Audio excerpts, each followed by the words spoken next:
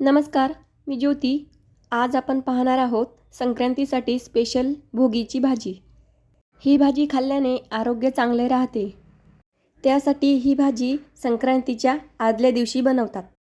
चला तर मग त्यासाठी कुठल्या भाज्या लागतात ते आपण बघूया. इथे मी वाल, बटाटे, वाटाणे, गाजर, बीन्स, पत्ताकोबी, पालक, पावटा, वालाचे दाणे, बोरं, टोमॅटो, वांगी इत्यादी या सीझनमध्ये निघणाऱ्या सर्व भाज्या घेतल्या.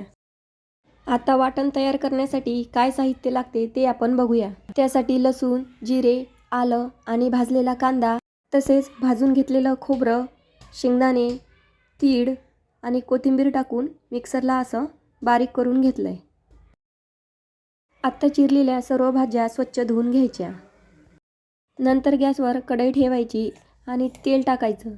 तेल गरम झाल्यानंतर त्याच्यामध्ये जिरं टाकून घ्यायचं. जिरं चांगलं तडतडल्यानंतर मिक्सरमधून काढलेलं वाटण त्याच्यामध्ये टाकायचं आणि मीडियम फ्लेमवर चांगलं ते वाटण व्यवस्थित होऊ द्यायचं.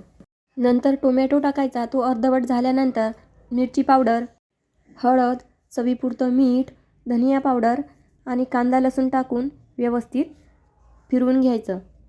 हा सर्व मसाला तेल सुटेपर्यंत व्यवस्थित होऊ द्यायचा. हे बघा, तेल पण सुटलेलं आहे आणि आपला मसाला व्यवस्थित झालेला आहे. आता याच्यामध्ये धुतलेल्या त्या सर्व भाज्या टाकायच्या आणि व्यवस्थित चमच्याने फिरवून घ्यायच्या. मग आपल्याला त्याच्यामध्ये गरम पाणी टाकायचं. गरम पाणी हे तुम्हाला भाजीला रस्सा पाहिजे असलं तर थोडं शिल्लक घालू शकता. नंतर झाकण ठेवायचं आणि मीडियम फ्लेमवर 10 ते 15 मिनटं भाजी व्यवस्थित शिजवून घ्यायची. हे बघा, आता आपली भाजी शिजलेली पण आहे. आता आपण याच्यामध्ये कोथिंबीर घालूया. परत एकदा फिरून भाजी डिशमध्ये काढून घेऊ. चला तर मग अशा प्रकारे भोगीची गरम गरम भाजी आपली तयार आहे. चला तर मग रेसिपी आवडली असेल तर लाईक करा, शेअर करा, सबस्क्राईब करा आणि बेल आयकॉनला क्लिक करा.